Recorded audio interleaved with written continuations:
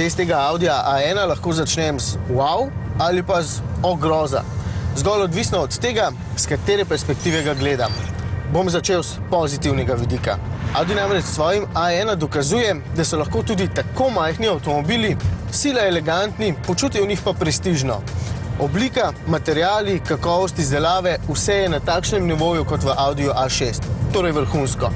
No, oblika je vseeno malce bolj razigrana, tudi mora biti, če želi A1 konkurirati Miniju. Zaradi naštetega je počutje tukaj spredaj res odlično, prijetno, bogato delujoče. Da je zadaj prostora nekoliko manj kot denimo v Fabiji in da je prtljažnik manjši, pa naj ne bo kritika. Kupcev tega avtomobila litri v prtljažniku ne zanimajo kaj dosti.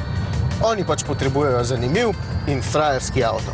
In ker boste lastniki želeli, da vas mimoidoči opazijo, je A1 tudi navzven zelo simpatičen. S to zanimivo barvo, z odrezanimi robovi karoserije in z ostrimi linijami je sila simpatičen. Tudi strešna loka v srebrni barvi mu dobro deneta.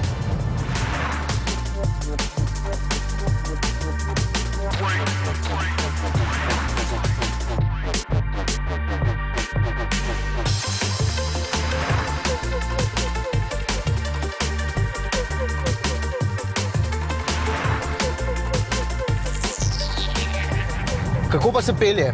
No, osnovo si deli s Polom, zato so podobne tudi njegove vozne lastnosti. Morda je za odtenek bolj trd in zato pripravljen v zavoje poskočiti nekoliko hitreje, je pa tudi zato nekoliko manj udoben. A tudi to ni pomembno. Pomembno je, da vas bodo v njem opazili.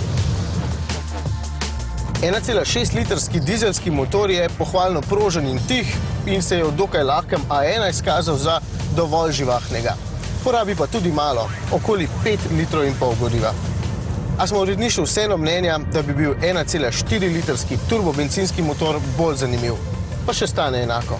In če se sedaj vrnem na začetek, groza, naj povem, da takšen srednjo opremljen A1 stane 26.000 evrov. 26.000 evrov za avtomobil, ki v dolžino nima niti 4 metrov.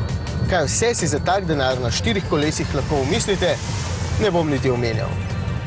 Je pa Audi